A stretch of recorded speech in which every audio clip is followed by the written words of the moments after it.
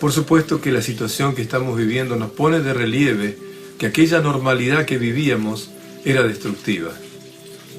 Y justamente, muchas veces nuestro ego nos gana a nosotros, porque nosotros en la conciencia no tenemos claro en qué tenemos que trabajar sobre nosotros mismos, porque el autoconocimiento no ha sido una materia académica en nuestro proceso formativo.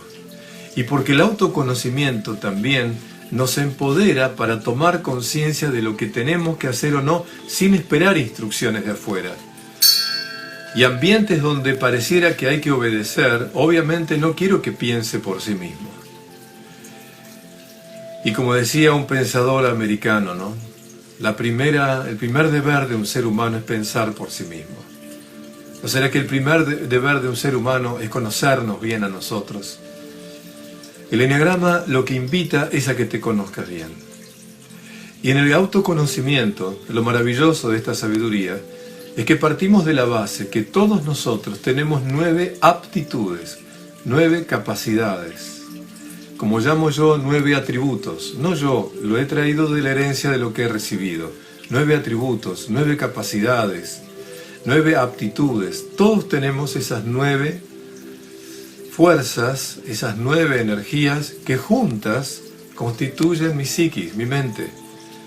Y esas 9 capacidades o aptitudes, lo que tenemos que lograr es que estén en armonía. Y por eso el formador de Enneagrama, lo primero que hace es llevar a la persona a que se mire a sí mismo. Y a partir de lo que hago yo, que es una planilla de identificación donde la persona va viendo distintas actitudes y se siente afín a una o a la otra de acuerdo a lo que le conviene. Entonces la persona, al mirarse a sí mismo a partir de esas afirmaciones, va marcando por esta magia del Excel y demás, se va viendo qué puntaje tiene cada uno de esos atributos, de esas capacidades. Y por supuesto, a medida que va haciendo su mirada de sí mismo, los puntajes a cada atributo van apareciendo. La persona que no sabe nada, simplemente lo que me muestra es cómo se ve ella a sí mismo. Y el formador del Enneagrama, a partir de esa planilla de observación, puede empezar a tratar de observar el estado de armonía o no que tiene la persona, porque el objetivo, como digo, es que la persona aprenda a tener lo más equilibrada y armónicamente estas 9 aptitudes. Me encanta la palabra armonía, porque la armonía es inestable. Y por eso en mis investigaciones, siempre abierto a que haya mejores avances, pero en mis investigaciones, el nombre propio del Enneagrama en aquel origen milenario no era Enneagrama, sino la rueda de la vida. Y el nombre rueda de la vida me parece mucho más idóneo para llamar a este proceso, este método de conocimiento propio. ¿Por qué? Porque la vida es un rodar constante, y en ese rodar constante, sostener la armonía es nuestra tarea de madurez. La perfección es estática, la armonía es inestable, y aprender a vivir es aprender a lograr que en esa armonía inestable yo vaya sosteniendo lo mejor posible un estado interior tal que evite que el afuera me invada, me dañe, me afecte. En estos días que hemos pasado la cuarentena, lo que estoy diciendo es tan real. En un momento dado me acuerdo cuando llegó un material a mí que decía: todos estamos en la misma tempestad, pero no en la misma embarcación. Todos estamos atravesando la misma tempestad, pero no todos estamos en el mismo barco, en la misma embarcación.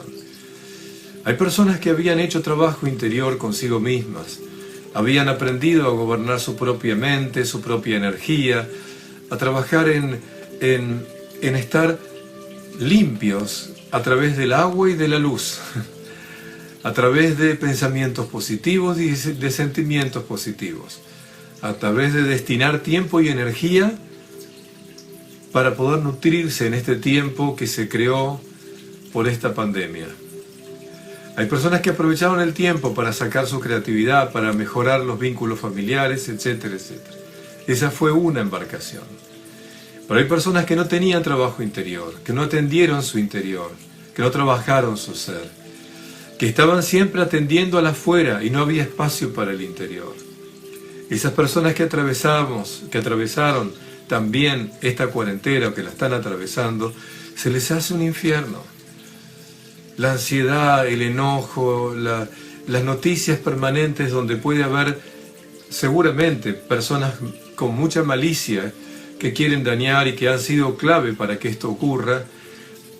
Toda esa información, más la impotencia que se tiene frente a lo que ocurre, les ha creado un estado de conciencia alterado totalmente.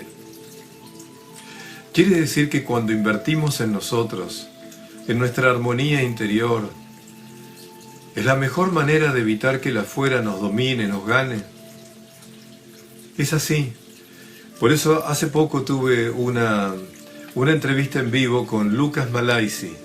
Lucas Malaisi es una persona consagrada a lo que es la educación emocional, pionero en muchos detalles, en tratar de que en nuestra Argentina la educación sea principalmente, acompañando al conocimiento teórico, un trabajo sobre nuestras emociones,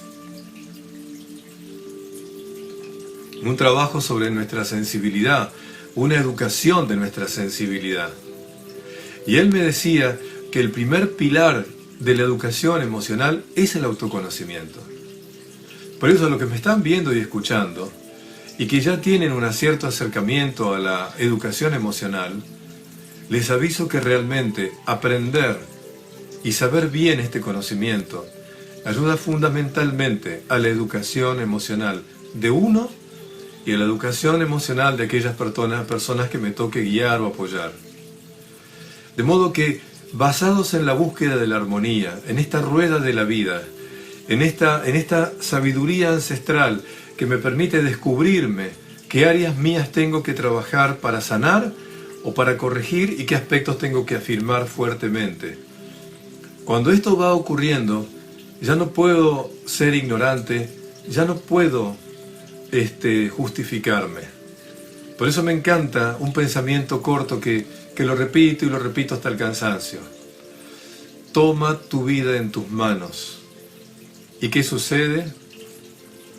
Algo increíble. Ya no hay nadie a quien culpar.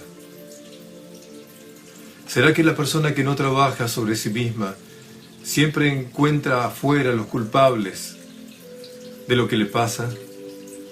¿Será que cuando realmente me aboco profundamente a trabajar en mí, ya no culpo al afuera porque sé que yo soy responsable de la respuesta o la reacción que tengo con lo que sucede?